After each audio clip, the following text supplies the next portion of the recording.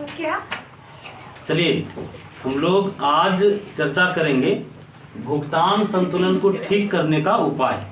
ठीक है, हम लोग पिछले क्लास में जो चर्चा किए थे हम लोग समझ चुके थे बैलेंस ऑफ पेमेंट और बैलेंस ऑफ ट्रेड में अंतर हम लोग समझे थे और बहुत डिटेल से समझे थे। उससे किस किस तरह का ऑब्जेक्टिव रह सकता है इस पर भी हम लोग चर्चा कर लिए थे। हम लोग आज बहुत विस्तार से समझेंगे कि किसी देश का भुगतान संतुलन जब प्रतिकूल हो जाता है तो उसके प्रतिकूलता को ठीक करने के लिए कौन कौन सा तरीका है, किस किस तरीके से भुगतान संतुलन के प्रतिकूलता को ठीक किया जा सकता है। हम लोग कल चर्चा किए थे भुगतान संतुलन 3 तरह का हो सकता है किसी देश का। क्या क्या? अनुकूल हो सकता है, प्रतिकूल हो सकता है या संतुलित हो सकता है। 3 कंडीशन हो सकता है, या तो अनुकूल रहेगा, या तो प्रतिकूल रहेगा, या तो असंतुलित रहेगा। क्लियर? अब भुगतान संतुलन प्रतिकूल होने का क्या मतलब है? भुगतान संतुलन प्रतिकूल होने का मतलब है कि हम लोगों की लेनदारी क्या होगा? कम, और देनदारी ज्यादा होगा। हम लोगों का निर्यात कम होगा और आयात मतलब विदेशों से वस्तु और सेवा जब ज्यादा खरीदेंगे और अपनी वस्तु और सेवा कम बेचेंगे तो भुगतान संतुलन प्रतिकूल हो जाएगा कि नहीं? yes, भुगतान संतुलन के प्रतिकूलता में हम लोग ये देखें कि हम लोगों की देनदारी ज्यादा और लेनदारी कम, तो भुगतान संतुलन क्या हो जाएगा? प्रतिकूल। जब किसी देश का भुगतान संतुलन प्रतिकूल होता है तो उस प्रतिकूलता को ठीक करने के लिए, दूर करने के लिए सरकार बहुत सारा उपाय करती है। ठीक है, उन सभी उपायों पर हम लोग चर्चा करते हैं। उसमें से पहला उपाय है भुगतान संतुलन की प्रतिकूलता ठीक करने का पहला तरीका है अवमूल्यन। पहला क्या है? अवमूल्यन। अब पहले तुम लोगों को जानना पड़ेगा कि ये अवमूल्यन का क्या मतलब होता है। ठीक है, यह अवमूल्यन करने से किसी देश का बैलेंस ऑफ पेमेंट की प्रतिकूलता ठीक कैसे होता है। अवमूल्यन का मतलब है कि जब किसी देश की सरकार अपने देश के मुद्रा का जो विदेशी मूल्य है, जो बाहरी मूल्य है, उसको जानबूझ करके कम कर देती है तो इसको हम लोग कहते हैं अवमूल्यन। क्लियर? इसको ऐसे समझो, जैसे मान लो अभी $1 इक्वल टू 70 रुपया है। ठीक, मान लेते हैं कि अभी $1 इक्वल टू 70 रुपया है। अगर भारतीय मुद्रा का अवमूल्यन होगा तब क्या हो जाएगा? $1 इक्वल टू 75 रुपया। ठीक है, यहाँ बताओ अब $1 लेने के लिए हम लोगों को अपना 75 रुपया देना पड़ रहा है। तो भारतीय मुद्रा का मूल्य घट गया कि नहीं? भारतीय मुद्रा का मूल्य घट गया। तो मुद्रा के अवमूल्यन का मतलब देखें कि सरकार बैलेंस ऑफ पेमेंट के प्रतिकूलता को ठीक करने के लिए अपने देश के मुद्रा का जो विदेशी मूल्य है, जो बाहरी मूल्य है, उसको कम कर देती है। इससे क्या होगा? इससे ये होता है कि भारतीय वस्तु भारतीयों के लिए तो उसी कीमत में मिलता है, लेकिन विदेशियों के लिए भारतीय वस्तु सस्ता हो जाता है। क्लियर है? यहाँ हम लोग देखें जब $1 इक्वल टू 70 रुपया था और अब $1 इक्वल टू 75 रुपया अगर कर दिया जाए तो बताओ अमेरिका के लोगों के लिए भारतीय वस्तु खरीदना ज्यादा सस्ता हो गया कि नहीं? ये बात समझ में आया? तो अवमूल्यन का क्या मतलब देखे कि सरकार बैलेंस ऑफ पेमेंट को ठीक करने के लिए, उसके प्रतिकूलता को ठीक करने के लिए अपने देश के मुद्रा का जो विदेशी मूल्य है, अपने देश के मुद्रा का जो बाहरी मूल्य है, उसको कम कर देती है, लेकिन देश के अंदर मुद्रा का मूल्य वही रहता है। क्लियर? अवमूल्यन करने से भारतीय वस्तु भारतीयों के लिए सस्ता नहीं होता है, विदेशियों के लिए भारतीय वस्तु सस्ता हो जाएगा। क्लियर? जब विदेशियों के लिए भारतीय वस्तु सस्ता होगा तो बताओ विदेशी भारतीय वस्तुओं का मांग अधिक करेंगे कि नहीं? भारत के निर्यातों में वृद्धि होगी।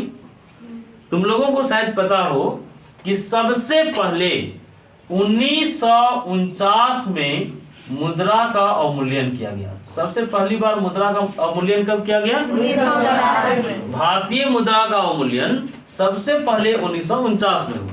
क्लियर? दूसरी बार मुद्रा का अवमूल्यन 1966 में हुआ। पहली बार कब हुआ था? 1966। दूसरी बार अवमूल्यन कब हुआ? 1966 में। और तीसरी बार भारतीय मुद्रा का अवमूल्यन 1991 में किया गया। तीसरी बार कब किया गया? 1991। पहली बार कब हुआ था? 1949। दूसरी बार 1966। तीसरी बार 1991। क्लियर?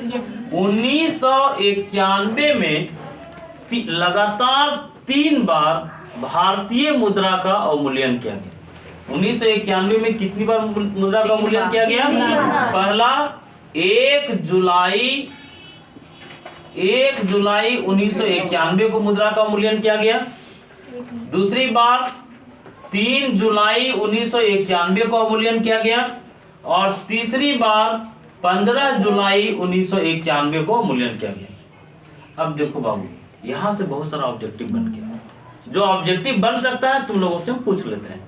बताओ, क्वेश्चन रहेगा कि अवमूल्यन करने से, अपने देश के मुद्रा का अवमूल्यन करने से भारतीय वस्तु, ऑप्शन सुनना, भारतीयों के लिए सस्ता हो जाता है, विदेशियों के लिए सस्ता हो जाता है, ए तथा बी दोनों, इनमें से कोई नहीं। अवमूल्यन करने से भारतीय वस्तु विदेशियों के लिए सस्ता हो जाता है। भारत में पहली बार मुद्रा का अवमूल्यन कब हुआ था? 1949। दूसरी बार अवमूल्यन कब हुआ था? और तीसरी बार 1991 में मुद्रा का अवमूल्यन कितना बार किया गया? लगातार 3 बार। पहला 1 जुलाई 1991, 3 जुलाई 1991, 15 जुलाई 1991। यहाँ से जो ऑब्जेक्टिव बन सकता था याद हो गया तुम लोग? अवमूल्यन करने से क्या होगा? भारतीय वस्तुओं का मांग विदेशों में बढ़ जाएगा। क्यों बढ़ जाएगा? क्योंकि भारतीय वस्तु विदेशियों के लिए सस्ता हो जाएगा। क्लियर? तो भुगतान संतुलन की प्रतिकूलता ठीक करने का पहला तरीका हम लोग क्या देखे? लेकिन एक बात बताओ, बार बार अवमूल्यन करके अगर बैलेंस ऑफ पेमेंट की प्रतिकूलता को ठीक किया जाए तो क्या ये सही स्थिति है?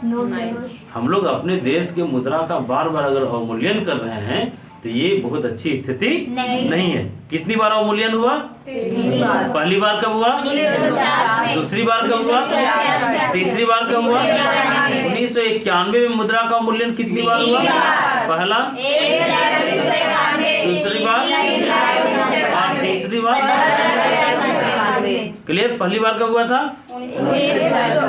तो पहला तरीका आप लोग समझ गए कि भुगतान संतुलन की प्रतिकूलता ठीक करने का पहला तरीका बताओ, अवमूल्यन।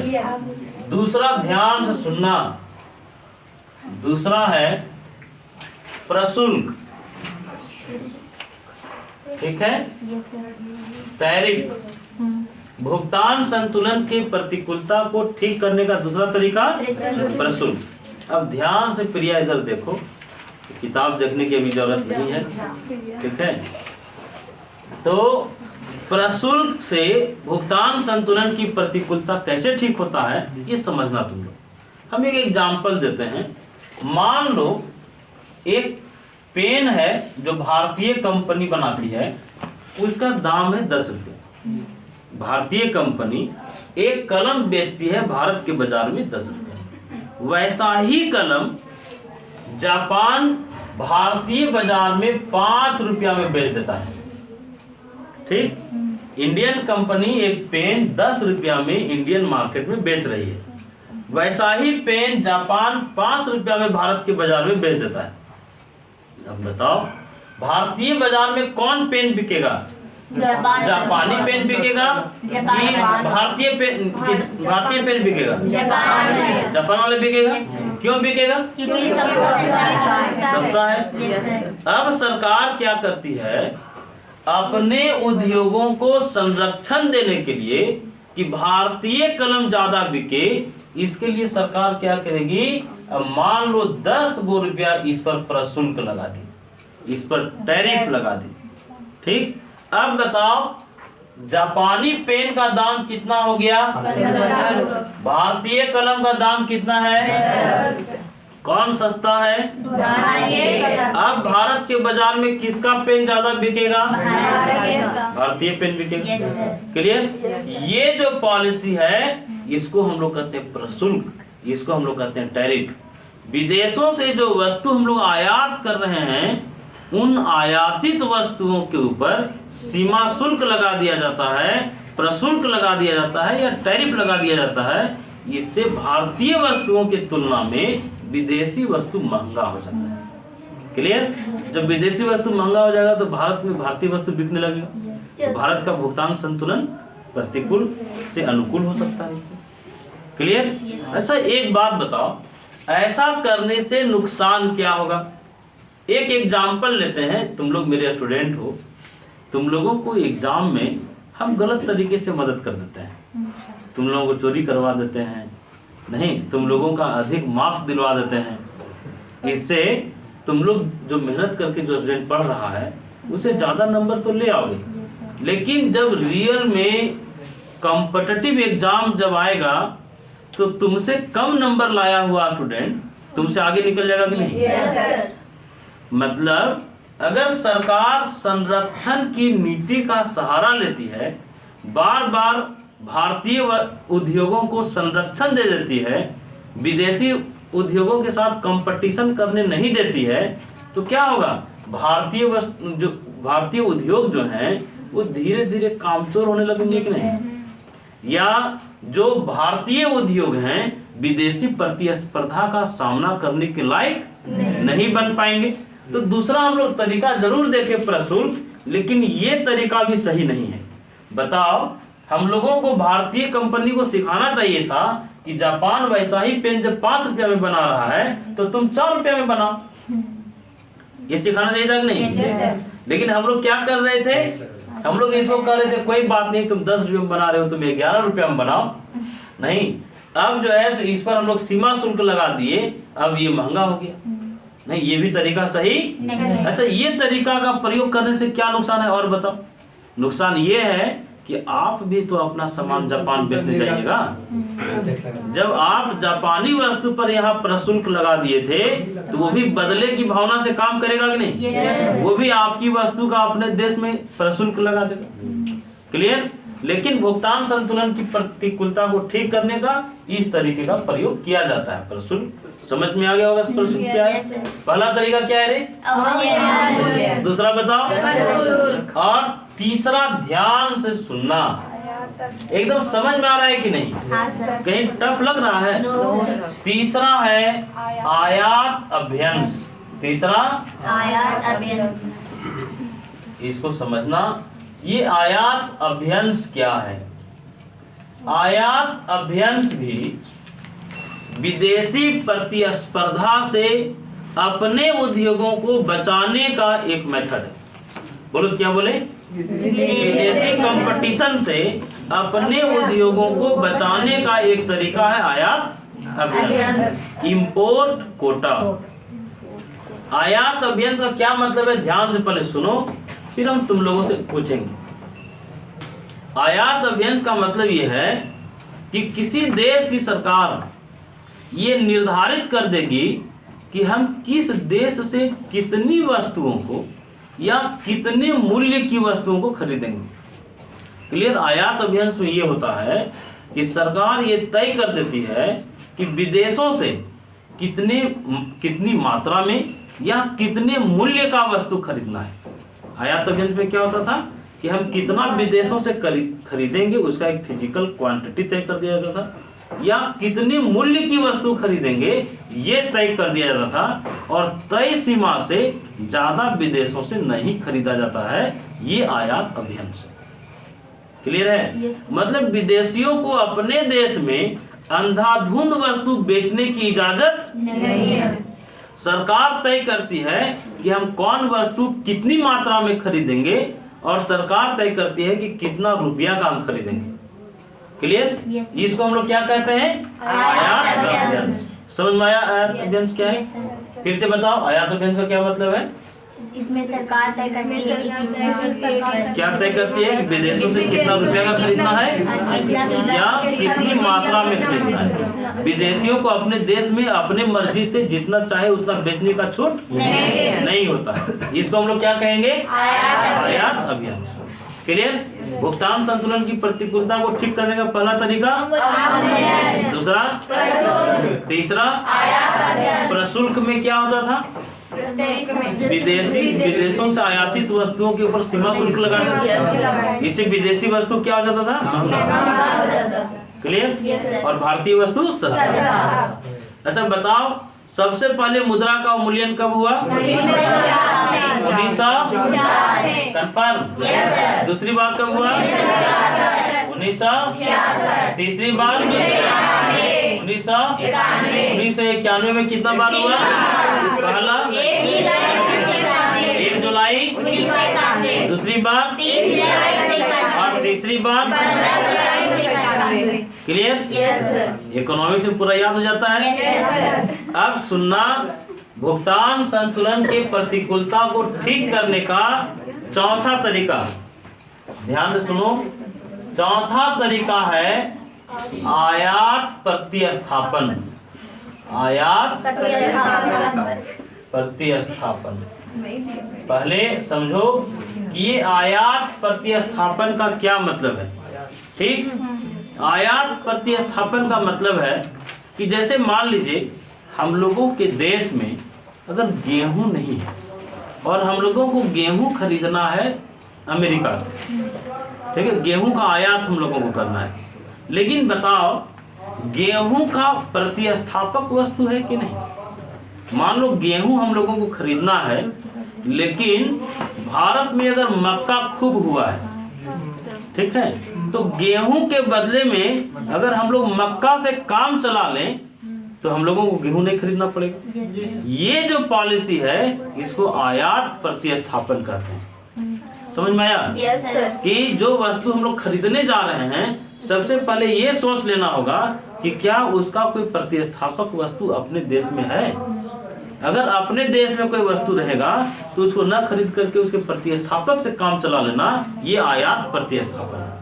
बोलो, आयात प्रतिस्थापन की नीति अगर हम लोग अपनाएंगे तो इससे क्या होगा? भारतीय पैसा विदेशों में नहीं जाएगा।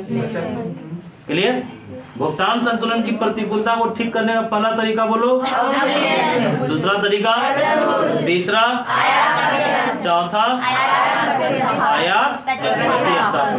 पांचवा, ध्यान से सुनना, पांचवा तरीका है कि हम लोग क्या करेंगे कि अगर निर्मित माल बेचें, अगर निर्मित वस्तु बेचना शुरू करें, निर्मित वस्तु का निर्यात करें और कच्चा माल खरीदें, कच्चा माल का आयात करें और निर्मित वस्तु का निर्यात करें, तो बैलेंस ऑफ पेमेंट की प्रतिकूलता ठीक हो जाता है। कैसे समझना? हम लोग करते क्या है, हम लोग कच्चा माल बेच देते हैं और निर्मित माल खरीदते हैं, बना हुआ सामान खरीदते हैं।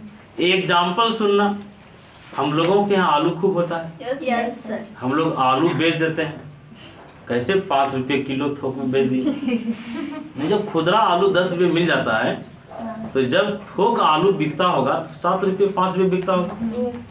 और हम लोग आलू बेच के 50,000 किलो चिप्स खरीदते हैं। बात सही है कि नहीं? यस। जब हम लोग 5 रुपये केजी आलू बेचेंगे और 50,000 रुपया किलो चिप्स खरीदेंगे, तो बैलेंस ऑफ पेमेंट प्रतिकूल होगा कि नहीं? यस। अभी देखो हम लोग लौह इस्पात जो है, लोहा हम लोग बेच दे रहे हैं और उससे बनी हुई वस्तुएं खरीद रहे हैं।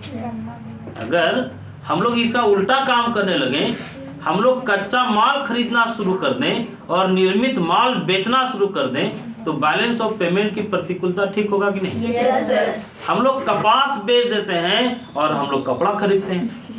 हम लोगों को क्या करना चाहिए? हम लोगों को कपड़ा बेचना चाहिए। तो बैलेंस ऑफ पेमेंट की प्रतिकूलता को ठीक करने का 5 तरीका तुम लोगों को बता दिए। बताओ, पहला, दूसरा बोलो, तीसरा, चौथा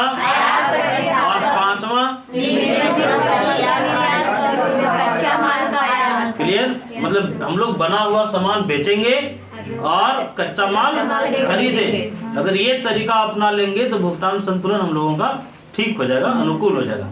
अब छठा सुनना, और ये लास्ट बता रहे हैं, लास्ट पॉइंट तुम लोग देख लो।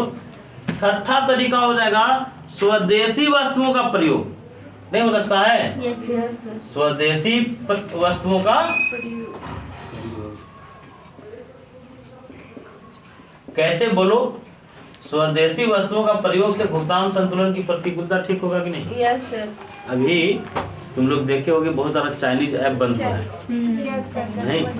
तो भुगतान संतुलन के प्रतिकूलता को ठीक करने के लिए हम लोगों को भारतीय बनो और भारतीय खरीदो। अगर ये पॉलिसी पर हम लोग काम करना शुरू कर दें तो भुगतान संतुलन की प्रतिकूलता ठीक हो जाएगी। अभी देखो, हम लोग अपने यहाँ जो छोटे बच्चों का जो खिलौना है वो भी अपने से नहीं बना पाते हैं, अपने देश का नहीं रहता है। कोई भी गिफ्ट आइटम खरीदने जाओ तो मैक्सिमम गिफ्ट आइटम चाइनीज रहता है। अब आप ही से पैसा लेकर, नहीं हम ही लोगों के देश से पैसा लेकर, बताओ इसी देश को बर्बाद करने की साजिश रचता है कि नहीं? चाइना के साथ रिलेशन आप देख लीजिए किस तरह का भारत का है। वो आप ही से पैसा लिया और आप ही के खिलाफ वो बम बारूद गोला खरीद रहा है। नहीं तो भुगतान संतुलन की प्रतिकूलता को ठीक करने का तरीका है कि हम लोग स्वदेशी वस्तुओं का प्रयोग करना शुरू करें। क्लियर? तो भुगतान संतुलन की प्रतिकूलता कैसे ठीक होगा, इस पर हम लोग चर्चा कर लिए। अब हम लोग दूसरा प्रश्न देखेंगे।